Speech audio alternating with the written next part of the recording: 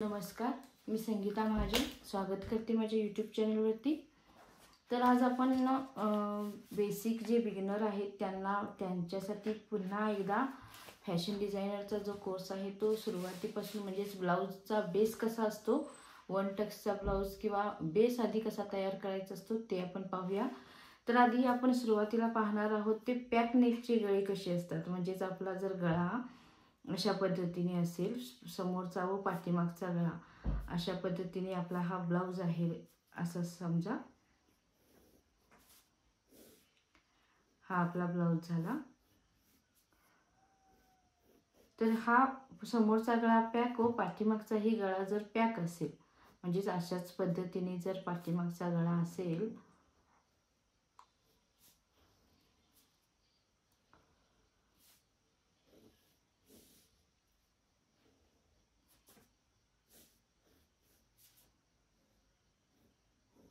तर ही मापे इथे आता पाठीमागच्या साईडला आपली हुकपट्टी किंवा आळीपट्टी येईल।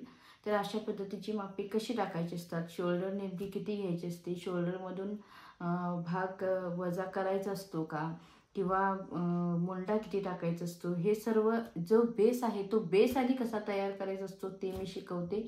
2-3 व्हिडिओ आपले बेस कसे बनवायचे असतात, आपले ह्यामध्ये आपलं माप किती घ्यायचं असतं म्हणजे काय मेजरमेंट असते। मग आपला जर डीप गळा असेल, समोरचा गळा जर 6.5-7 इंचाचा असेल व पाठीमागचा गळा जर त्याच्याही पेक्षा जास्त खोल असेल तर तो कशा पद्धतीचा बेस तयार करायचा असतो। आता हा समोरचा झाला पार्ट, जर दुसऱ्या भागामध्ये आपण पाहूया तो व त्याच्यापेक्षा आता ह्याला जर पाठीमागचा गळा जर आपल्याला खोल म्हणजेच 10-11 इंचाचा घ्यायचा असेल तर ती मेजरमेंट कशी असते, शोल्डरमधून किती भाग वजा करायचा असतो व फुल शोल्डर किती टाकायचे असते, त्यामधून काय भाग वजा करायचा असतो, गळ्याचं माप कसं घ्यायचं असतं, पॅटर्न कसा तयार करायचा असतो, म्हणजे हा जो पहिल्यांदा बेस असतो तो कसा घ्यायचा असतो हे आपण आज पाहूया। तर याची कशी मापे असतात तेही पाहणार आहोत। तर आता समजा आपल्याला जर हा भाग आज आपण जो पॅक नेक आहे तो पार्ट पाहणार आहोत। तर पॅक नेकसाठी जी मेजरमेंट असणार आहे ती आपली आता लेंथ जी आहे ती नेहमी ब्लाउजची लेंथ जी असते ती आपण जो घेतो तो पाठीमागचा भाग एवढाच घेतो म्हणजे 13.5 इंच एवढीच उंची घेतो व त्यामध्ये 1 इंच ॲड करून आपण समोरची व पाठीमागची मापे टाकतो। पण असं नाही, तर समोरचा भाग जो असतो तो समोरचा भाग हा जास्त असतो, कारण पाठीमागची जो भाग असतो तो असा आपला सरळ असतो, पण समोरचा भाग जो असतो तो अशा पद्धतीने आपला आकार असतो ब्लाउजचा, त्यामुळे इथे भाग हा वाढलेला असतो। त्यामुळे पाठीमागची उंचीपेक्षा समोरची उंची घेऊन अपेक्स टू शोल्डर व शोल्डरपासून अप्पर चेस्ट घेऊन त्याच्या खाली 2 इंच अशा पद्धतीने मापे घ्यायची असतात। तर ही मापे जी असतात ती आता म्हणजे माझी जर मेजरमेंट घ्यायला लागला तर पुढची माझी लेंथ जी असते ती ब्लाउजची उंची जी असेल पुढची तर 15 इंच असेल व पाठीमागची जर बॅकची लेंथ ही समोरची झाली, फ्रंटची ब्लाउजची लेंथ झाली व बॅकची लेंथ जर असेल तर 13.5 इंच येईल। हा डिफरंट असतो म्हणजेच हा फरक असतो।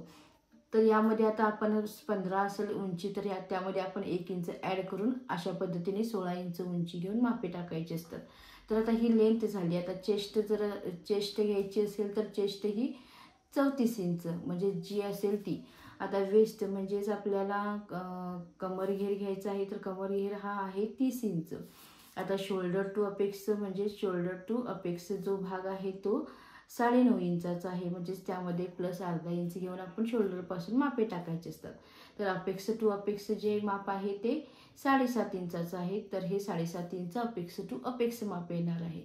तर अशा पद्धतीने ही मेजरमेंट असते। आता ह्याचा मुंडा जर काढायचा म्हटला तर आपण ते डायरेक्ट घेऊ शकत नाही, तर जो आपला छातीचा भाग येईल त्यामध्ये आपण छातीचा 1/2 भाग प्लस 1 इंच अशा पद्धतीने पॅक नेकसाठी ही मेजरमेंट असते। ज्यावेळेला तुमचा नेक कमी असेल म्हणजेच खोल असेल तर त्यावेळेला मापे आपली मुंड्याची वेगळी येतात। तर ही जी मेजरमेंट मी सांगत आहे ती मेजरमेंट ही आहे ती फॅशन डिझायनर म्हणजेच जसे आपले ब्लाऊज रेडीमेड किंवा गारमेंटमध्ये तयार होतात किंवा जे फिल्म सिटीमध्ये वापरले जातात अशा पद्धतीची जी एकदम परफेक्ट बसणारी ब्लाऊज असतात त्या पद्धतीची ही मेजरमेंट आहे। तर ही मेजरमेंट कशा पद्धतीने टाकायची असतात ते मी आज तुम्हाला बेस म्हणजेच फक्त हा बेस तुमच्या थोडा लक्षात येऊ दे, मग आपण पुढचा भाग पाहूया। पाठीमागचा भाग पाहूया. एकाच दिवसात सगळा पूर्ण व्हिडिओ म्हटला तर होणार नाही, तर मी आधी बेस कसा टाकायचा असतो ते मी तुम्हाला इथे थोडक्यात समजून सांगण्याचा प्रयत्न करते. तर आता आपण पाहूया की आता पहा, ब्लाऊजची आधी लेंथ घेऊया. लेंथ ही 15 आलेली आहे, म्हणजे समोरचा भागाचा भाग आहे, समोरचा जी मापे आहेत त्या मापाने आपल्याला पाठीमागचंही माप टाकायचं आहे व नंतर आपण त्यामधून ब्लाऊजची जी पाठीमागची लेंथ आहे ती कशा पद्धतीने कमी करायची असते तेही शिकूया. तर आता सुरुवातीला आपण अशा पद्धतीने 1 टक्सचा ब्लाऊज जो आहे तशा पद्धतीचा ब्लाऊज पाहूया, म्हणजे आपल्याला लक्षात येईल की बेस कशा पद्धतीचा असतो ते. तर मी त्यात जे कधीही अशा पद्धतीची मापे म्हणजेच परफेक्ट तुम्हाला माप हवे असेल तर तुम्ही कागदावर न टाकता अशा पद्धतीचे अस्तर वापरायचं आहे. अस्तरची किंमत जरी 25-30 रुपये असेल तर तुमचं ब्लाऊज हे परफेक्ट होणार आहे, किंवा एक्स्ट्राचं तुम्ही अस्तर आणून ठेवलं तर तरीही चालेल. तर हे अशा पद्धतीने मी अस्तर घेतलेलं आहे. तर आता याला मी इस्त्री करून घेतलेलं आहे, कारण कापड हे हलू नये त्यासाठी मी अगदी व्यवस्थित याला इस्त्री करून घेतलेली आहे. तर ही मापे कशा पद्धतीने टाकायचे असतात ते तुम्हाला मी शिकवते. आता इथे पाहू शकता, इथे ब्लाऊजची ही घडीचा साईडची भाग आहे. तुम्ही एकही कापड घेतलात तरीही चालेल, पण इथे मी एकच घडी घेत आहे. तर तिथे इथून आपली उंची येणार आहे. इथे हा आपला शेवटचा भाग आहे, म्हणजे शेवटचा पार्ट आहे.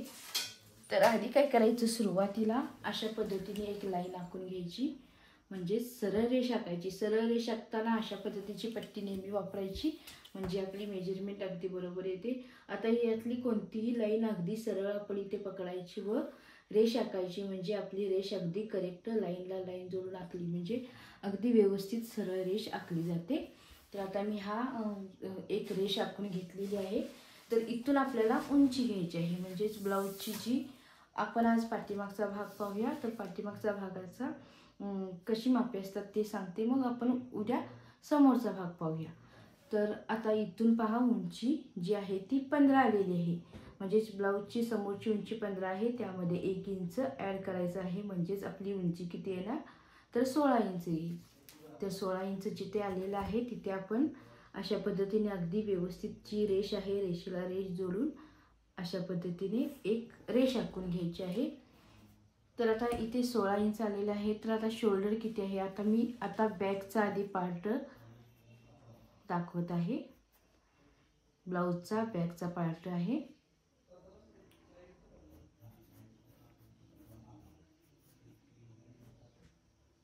बॅकचा पार्ट पाहूया.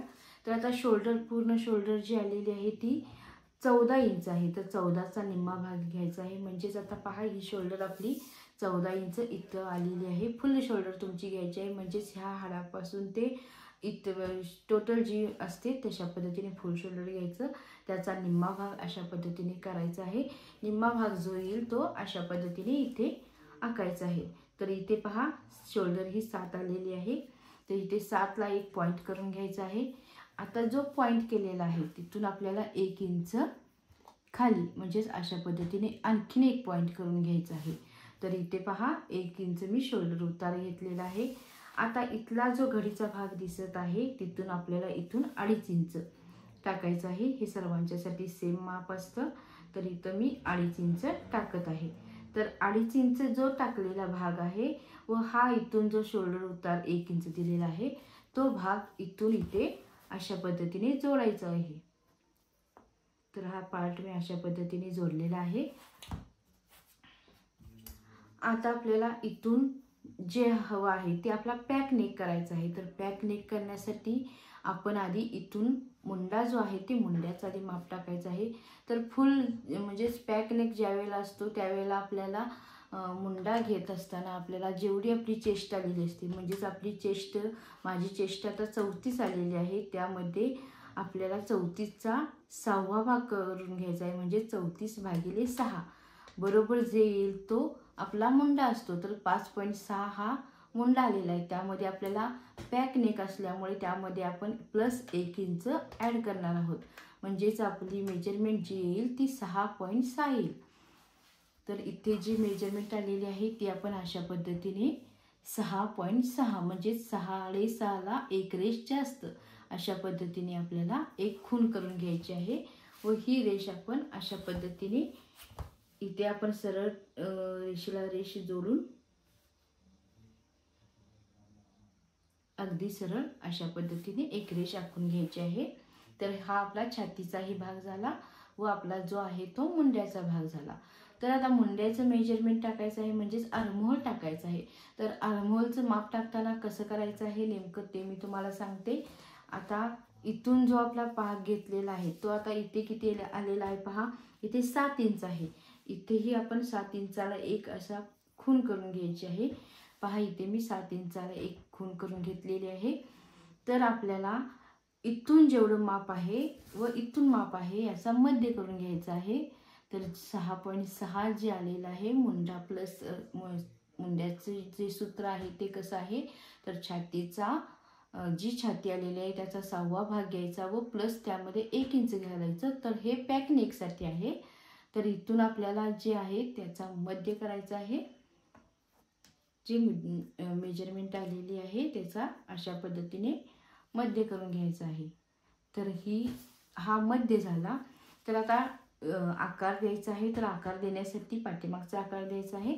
तर त्याच्यासाठी पहा इथे जितकं माप आलेलं आहे 7 आलेलं आहे, तर इथं आपलं 6 इंच म्हणजेच इथे 1 इंच कमी माप येईल व इथे जे येणार आहे ती 6.5 इंच म्हणजेच इथून 7 इंचापेक्षा अर्धा इंच कमी, इथून 1 इंच कमी व इथे फुल शोल्डर अशा पद्धतीने आपली ही मेजरमेंट असेल। तर आता जो हा भाग आहे तो आपला अशा पद्धतीने रेष आखून घ्यायची आहे।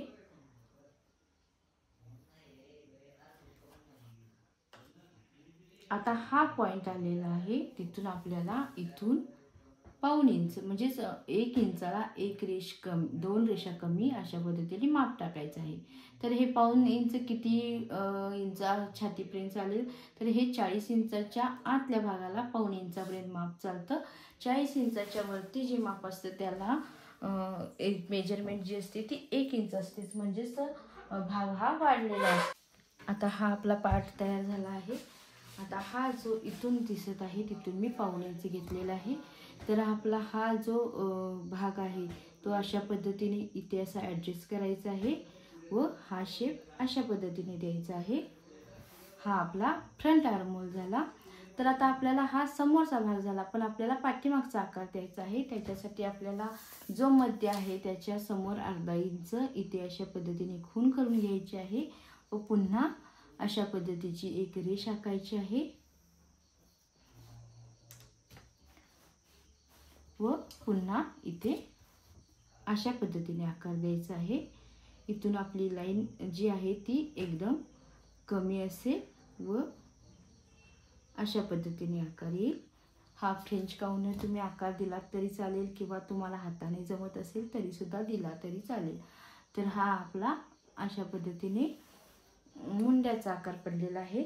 तर आता इथे आपल्याला चेस्टचं माप टाकायचं आहे। तर आपली चेस्ट जी आहे ती फुल चेस्ट आहे, म्हणजेच जे छातीचं माप आहे ते पॅक नेकसाठी टाकायचं आहे। तर पॅक नेकसाठी आपण नेहमी म्हणजे ब्लाऊजचं माप जर पाहिलं तर कसं टाकतात की छातीचा 4था भाग प्लस तुमची जी मार्जिन असेल ती शिलाई मार्जिन असेल ते टाकतात, पण तसं न करता इथे पॅक नेकसाठी आपली जी छाती असेल म्हणजेच आता 34 इंच छाती आहे त्यामध्ये प्लस आपण 2.5 इंच घ्यायचं आहे लुजिंगसाठी। तर 2.5 इंच काय घ्यायचं, कारण गळा हा पॅक आहे त्यामुळे काय होतं, जर तुम्ही इथे 2.5 इंच लुजिंग एक्स्ट्राचं नाही घेतला तर इथे तुम्हाला ब्लाऊज टाईट वाटतो, असा तटतटल्यासारखं वाटतो। त्यामुळे ब्लाऊज इथे आपल्याला घातला तरी असा आपण त्यामध्ये रिलॅक्स राहू शकत नाही किंवा परफेक्ट ओढल्यासारखा ब्लाऊज होतो। त्यासाठी काही भाग लुजिंगचा देणं गरजेचं असतं। तर इथे काय करायचं असतं, तर आता पहा तुमची छाती जर 34 इंच असेल, आता इथे 34 इंच आलेला आहे त्यामध्ये आपण 2.5 इंच ॲड करायचं आहे, म्हणजेच 35, 36 व अर्धा इंच 36.5 इंच आपलं माप येईल। तर 36.5 इंच ज्यावेळेला माप येईल ते फुल जे 36.5 माप आलेलं आहे त्याचा आपण 4था भाग करायचा आहे। तर तो किती आला बघा, 9 इंच, त्यावरती एक रेष आलेली आहे, म्हणजे जे आपलं माप असेल लुजिंग सहित तर ते आपलं इथे 9 इंच व एक रेष अशा पद्धतीने माप पडेल। हे आपलं लुजिंगचं माप झालं व त्याच्या पुढे तुम्हाला शिलाई मार्जिन 1 इंच किंवा 1.5 इंच देऊ शकता किंवा 2 इंच देऊ शकता. जास्त करून शिलाई मार्जिन 2 इंचापेक्षा जास्त द्यायचा नाही. तर इथे मी 2 इंच ॲड करते शिलाई मार्जिन. तर हे आपलं लुझिंगचं माप झालं. इथंपर्यंत जे आहे ते लुझिंगचं माप झालं व याच्या समोर जे आहे ते आपलं शिलाई मार्जिन झाला. तर हे आपलं छातीचं माप झालं. आता आपण कमरेचं माप पाहूया.